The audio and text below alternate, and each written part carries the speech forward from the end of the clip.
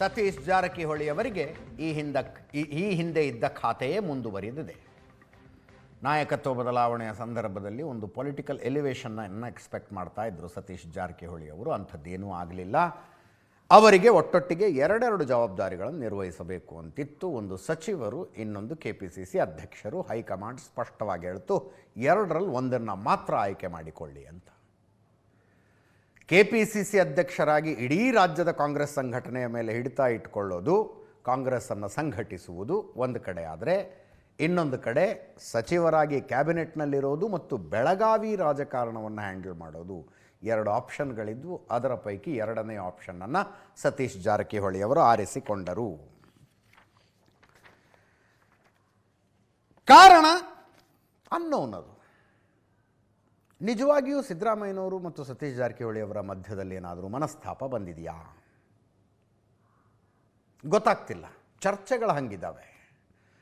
But ಕಾಂಗ್ರೆಸ್ನ ಎಲ್ಲ ಬೆಳವಣಿಗೆಗಳನ್ನು ಹತ್ತಿರದಿಂದ ಬಲ್ಲವರು ಹೇಳೋ ಪ್ರಕಾರ ಸಿದ್ದರಾಮಯ್ಯನವರು ದೆಹಲಿಯಲ್ಲಿ ಸತೀಶ್ ಜಾರಕಿಹೊಳಿ ಅವರ ಪರವಾಗಿ ಏನು ಬ್ಯಾಟಿಂಗ್ ಮಾಡಿಲ್ಲ.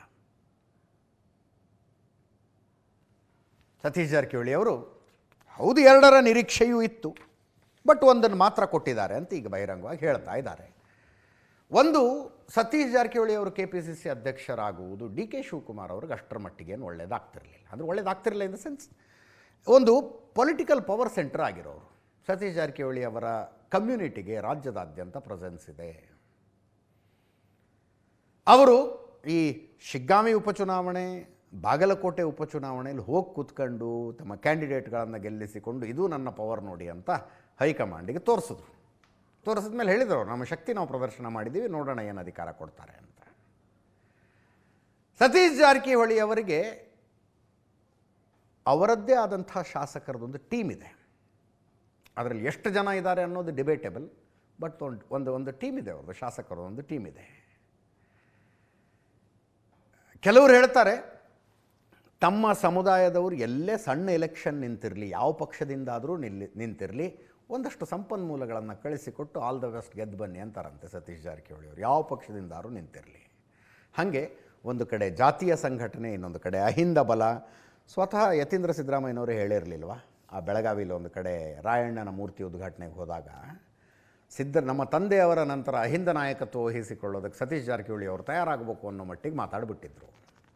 ಈಗ ಅವರು ಮತ್ತೆ PWD ಸಚಿವರಾಗಿ ಮುಂದುವರಿತಾ ಇದ್ದಾರೆ. ಒಂದು, DK ಶಿವಕುಮಾರ್ ಅವರ ವಿರುದ್ಧ ಅಷ್ಟು ದೊಡ್ಡ ಪವರ್ ಸೆಂಟರ್ ಒಂದನ್ನು ಸ್ಥಾಪಿಸುವ ಉದ್ದೇಶ ಹೈಕಮಾಂಡಿಗೆ ಇರಲಿಲ್ಲ ಅನ್ನೋದು ಒಂದು ಮಾಹಿತಿ. ಇನ್ನೊಂದು, ಸಿದ್ದರಾಮಯ್ಯನವರೇ ಭಾಳ ಸ್ಟ್ರೆಸ್ ಕೊಟ್ಟು ಹೇಳ್ತಾ ಇಲ್ಲ, ಮತ್ತು ನಾವ್ಯಾಕೆ ಎರಡು ಹೆಜ್ಜೆ ಮುಂದೆ ಹೋಗಿ ಬ್ಯಾಟಿಂಗ್ ಮಾಡಬೇಕು ಅಂತ ವರಿಷ್ಠರ ಆಲೋಚನೆ ಮಾಡಿದ್ದು. ಇನ್ನೊಂದು, ಹೌದು ಒಳ್ಳೆಯ ಸಂಘಟಕ, ರಾಜ್ಯದಾದ್ಯಂತ ಓಡಾಡ್ತಾರೆ, ಜಾತಿ ಬಲ ಇದೆ, ಎಲ್ಲ ಕರೆಕ್ಟು, ಬಟ್ ಒಳ್ಳೆ ಮಾತುಗಾರ ಅಲ್ಲ ಅನ್ನೋದೊಂದು ಡ್ರಾಬ್ಯಾಕ್ ಆಯ್ತಂತೆ. ಇದ್ರ ಬಗ್ಗೆ ಅವ್ರು ಮಾತಾಡಿದ್ದಾರೆ ಸತೀಶ್ ಜಾರಕಿಹೊಳಿ ಅವರು, ಕೇಳಿಸ್ಕೊಳ್ಳಿ.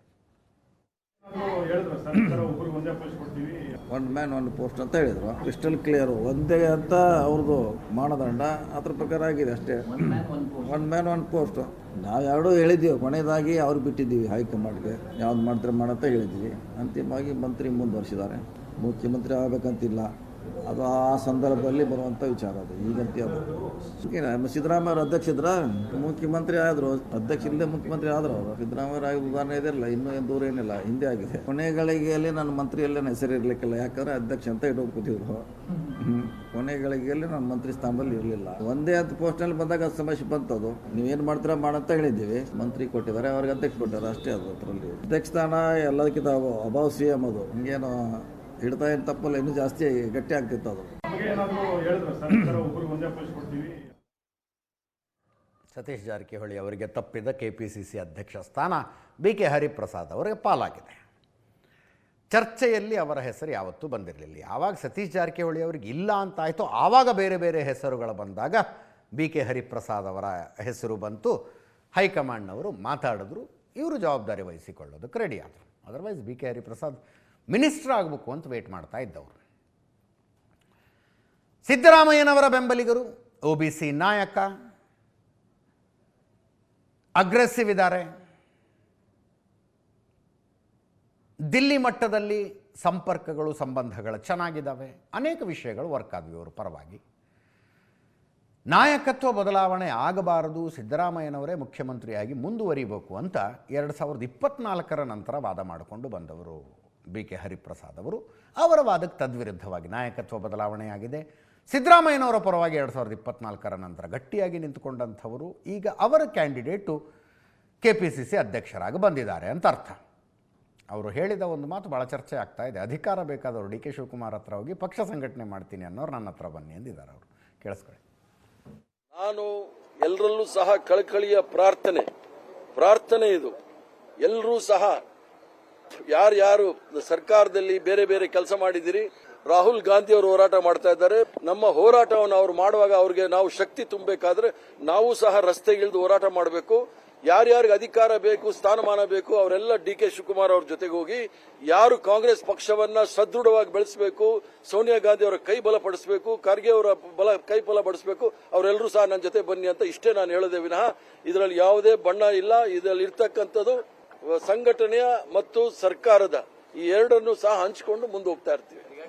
ನಾನು ನನ್ನ ಪೂರ್ವಜರು ಮಾಡಿರ್ತಕ್ಕಂಥ ಪುಣ್ಯ, ಈ ಒಂದು ಅವಕಾಶ, ಒಂದು ಪವಿತ್ರವಾದ ಪಕ್ಷ ಕಾಂಗ್ರೆಸ್ ಪಕ್ಷ, ಎಲ್ಲ ಕಾರ್ಯಕರ್ತರಿಗೂ ಸಹ ಭರವಸೆ ಕೊಡ್ತೇನೆ. ನಾನು ಅವ್ರ ಜೊತೆ ಇದ್ದೀನಿ, ಅವ್ರಿಗೆ ಏನೇ ಆದ್ರೂ ಸಹ ಅವ್ರ ಜೊತೆ ಇದ್ದೀನಿ ಅಂತ ಹೇಳಿಕೆ ಇಚ್ಛೆ ಬಿಡ್ತಾರೆ. ಅಧಿಕಾರ ಅಂತ ಅಂದ್ರೆ ಕೆಲವರು ಬಂದು ನನ್ನ ಹತ್ರ ಅಪ್ಲಿಕೇಶನ್ ಕೊಡ್ತಾರೆ, ನಮ್ಗೆ ಅದು ಮಾಡಿ ಇದು ಮಾಡಿ ಅಂತ. ಅದೆಲ್ಲ ಮಾಡೋದು ಮುಖ್ಯಮಂತ್ರಿಗಳು. ಪಕ್ಷದ ವಿಚಾರದಲ್ಲಿ ನಾನು ಮಾಡೋದು ಅಂತ ಹೇಳಿರ್ತಕ್ಕಂಥದ್ದು. ಪಕ್ಷಕ್ಕೆ ಮೊದಲ ಪ್ರಾತಿನಿಧ್ಯ ಕೊಡ್ತಾರೆ, ಅದರಲ್ಲಿ ಯಾರಿಗೂ ಸಹ ಡೌಟ್ ಬೇಕಾಗಿಲ್ಲ. 28, 29 ಎರಡು ಇದೆ ದೊಡ್ಡ ಸವಾಲೆ. ಎಲೆಕ್ಷನ್ ಕಮಿಷನ್ ಭಾರತೀಯ ಜನತಾ ಪಾರ್ಟಿಯ ಒಂದು ಅಂಗ ಆಗೋಗ್ಬಿಟ್ಟಿದೆ. ಆದ್ರಿಂದ ಎಲ್ಲ ವಾಮ ಮಾರ್ಗಗಳನ್ನು ಅವರು ಅನುಸರಿಸ್ತಾರೆ. ಅದರ ವಿರುದ್ಧ ನಾವು ಹೋರಾಟ ಮಾಡ್ತೀವಿ.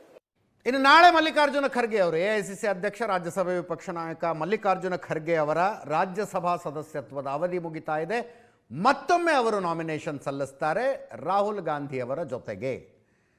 ರಾಹುಲ್ ಗಾಂಧಿ ಅವರು ಬರ್ತಾ ಇದ್ದಾರೆ, ನಿನ್ನೆ ತಾನೇ ಬಂದು ಹೋದ್ರು, ನಾಳೆ ಮತ್ತೆ ಬರ್ತಾರೆ ಮಲ್ಲಿಕಾರ್ಜುನ ಖರ್ಗೆ ಅವರ ನಾಮಪತ್ರ ಸಲ್ಲಿಕೆಗೆ. ಬೆಳಗ್ಗೆ 12:20 ಕೆಂಪೇಗೌಡ ಏರ್ಪೋರ್ಟಿಗೆ ಬರ್ತಾರೆ. ಅದಾದ ನಂತರ ಅಲ್ಲೇ ಇರುವ ತಾಜ್ ಹೋಟೆಲ್ನಲ್ಲಿ ಫ್ರೆಶ್ ಅಪ್ ಆಗ್ತಾರೆ. 1:15 ವಿಧಾನಸೌಧಕ್ಕೆ ಬರ್ತಾರೆ. 1:50 ಮಲ್ಲಿಕಾರ್ಜುನ ಖರ್ಗೆ ಅವರ ನಾಮಪತ್ರ ಸಲ್ಲಿಕೆ. 2 ಗಂಟೆಯ ತನಕ ಮಲ್ಲಿಕಾರ್ಜುನ ಖರ್ಗೆ ಅವರ ಜೊತೆಗಿರ್ತಾರೆ. 2:15 KPCC ಅಧ್ಯಕ್ಷರ ಜೊತೆಗೆ ಮತ್ತು ಮುಖ್ಯಮಂತ್ರಿಗಳ ಜೊತೆಗೆ ಚರ್ಚಿಸುವ ಸಾಧ್ಯತೆ ಇದೆ. BK ಹರಿಪ್ರಸಾದ್ ಮತ್ತು DK ಶಿವಕುಮಾರ್ ಅವರ ಜೊತೆಗೆ ರಾಹುಲ್ ಗಾಂಧಿ ಅವರು ಚರ್ಚಿಸುವ ಸಾಧ್ಯತೆ ಇದೆ. ಮಧ್ಯಾಹ್ನ 3:45 ರಾಹುಲ್ ಗಾಂಧಿ ಅವರು ಕೆಂಪೇಗೌಡ ಏರ್ಪೋರ್ಟ್ ಮೂಲಕವೇ ದಿಲ್ಲಿಗೆ ವಾಪಸ್ ಹೊರಡ್ತಾರೆ. ಮಲ್ಲಿಕಾರ್ಜುನ ಖರ್ಗೆ ಅವರು ನಾಳೆ ನಾಮಪತ್ರ ಸಲ್ಲಿಸ್ತಾರೆ. ಮನ್ಸೂರ್ ಅಲಿ ಖಾನ್ ಅವರೊಬ್ಬರು ರಾಜ್ಯಸಭಾ ಅಭ್ಯರ್ಥಿಯಾಗಲಿದ್ದಾರೆ. 3ನೇ ಅಭ್ಯರ್ಥಿ ಯಾರು ಅನ್ನೋದ್ರ ಬಗ್ಗೆ ಸ್ವಲ್ಪ ಇನ್ನೂ ಗೊಂದಲಗಳಿದ್ದಾವೆ. ಒಂದು ಶರ್ಮಿಳಾ ರೆಡ್ಡಿ, ತೆಲಂಗಾಣ ಕಾಂಗ್ರೆಸ್ಸಿನ ಅಧ್ಯಕ್ಷೆ, ಇವರಾದರೂ ಆಗಬಹುದು, ಪವನ್ ಖೇರಾ ಆದರೂ ಆಗಬಹುದು ಅಂತಿದೆ ಸುದ್ದಿ. ಇಬ್ಬರ ಪೈಕಿ ಯಾರು ಅಂತ. 3 ಅಭ್ಯರ್ಥಿಗಳನ್ನು ಗೆಲ್ಲಿಸುವುದಕ್ಕೆ ಕಾಂಗ್ರೆಸ್ಸಿನ ಶಾಸಕರು ಸಾಕಾಗ್ತಾರೆ. 3 ಜನರ ಹೆಸರಿಲ್ಲಿದೆ. 3ನೇ ಅಭ್ಯರ್ಥಿ ಕನ್ಫ್ಯೂಷನ್ನಲ್ಲಿದೆ.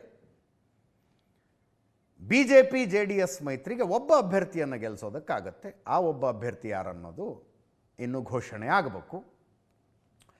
ಒಟ್ಟು 4 ಜನ. 5ನೇ ಅಭ್ಯರ್ಥಿ ಏನಾದರೂ ನಾಮಿನೇಷನ್ ಫೈಲ್ ಮಾಡಿದರೆ ಬಹಳ ಇಂಟ್ರೆಸ್ಟಿಂಗ್ ಆಗತ್ತೆ.